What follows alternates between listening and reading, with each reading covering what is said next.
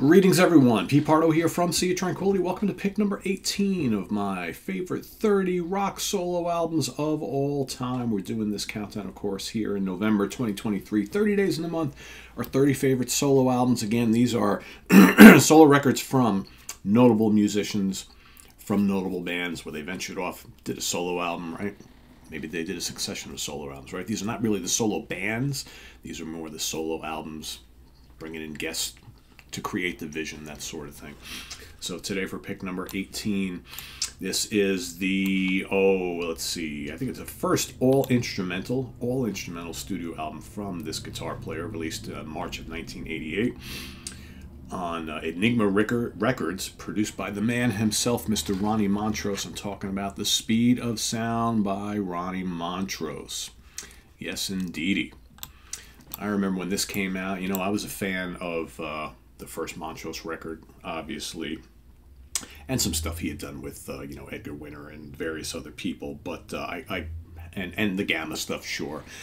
But I remember when this album first came out, I heard like a song by chance, and then I went and bought the cassette, and I was just blown away by how great this album is. And this is a time where all of a sudden the instrumental guitar albums are really gaining steam right around this time. But this was a little bit different because this wasn't like a Shrapnel album, right? Like a Mark Varney project. This wasn't a Shredders album. This was just really tasty instrumental guitar rock done by one of the veterans of the scene who we never really thought of as doing stuff like this. And it was so good. So we've got on the album, of course, Ronnie playing all guitars, MIDI guitar synthesizer, a little bit of percussion. You've got Glenn Lesh on bass guitar, Johnny Badinjek on drums, and Patrick Feehan plays a little synthesizers on a couple of tracks on the album. 10 songs. All the songs, the song titles are based on kind of like aviation themes. And, up until when Ronnie left us, he would always cite this as his favorite solo record. And I'm not surprised, because it's a really, really good one. So here, again, song titles: Mach 1, Black Box, Hyper Thrust, Monolith, Zero G, which is probably my favorite song on the album. It's so good. Telstar, that's a Joe Meek cover, Tornadoes track. It's a lot of fun, very bright and uplifting. Sidewinder is terrific. Wind Shear, VTOL, whatever that stands for, and Outer Market Inbounds, right? All fairly shortish songs, 3 to 4 minutes long. It's not a very long album, 30-something minutes, but man, his guitar tone is so thick and meaty on this whole album. Just one of the great guitar tones of the 80s on any album, instrumental or not. And I think this album went completely under the radar, but man, I listened to this a ton when it first came out, and even nowadays when I go and play it, I'm just kind of like reminded of just how great this album really is. There's lots of great soloing, obviously, but really, really melodic soloing. And again, does Ronnie shred a little bit on this album? Yeah, of course he does, but not like excessively. This is more about songs, a lot of really good melodies. Like I said, Black Box and Zero G is just terrific, man. And just that, got the tone on that. Uses wah-wah and some stuff on here, but it doesn't overdo it. And just good use of lots of different kind of effects. He's got the guitar synth stuff going on here for added texture and colors and whatnot, but just really, really good.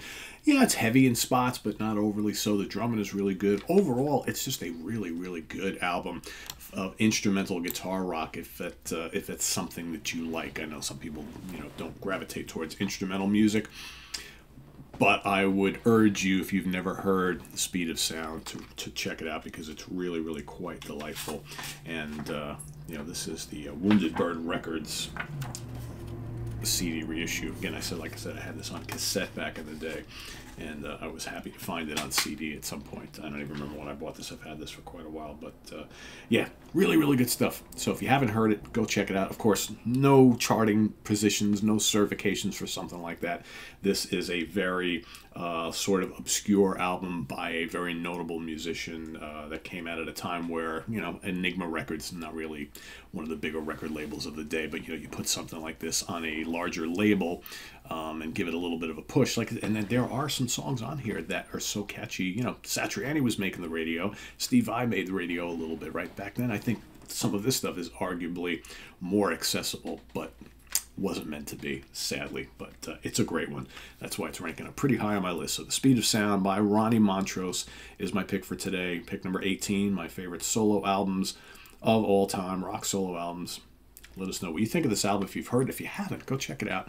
Come back and let us know what you thought. But more importantly, list your pick for today down in the comments below. We'll see you tomorrow for pick number 17. Till then, visit us on the web at www.seaoftranquility.org. We're on Facebook. We're on YouTube all together all the damn time. Please subscribe if you haven't already and click on that notification bell so you get alert of all of our content as it posts. And please do hit the like button before you leave.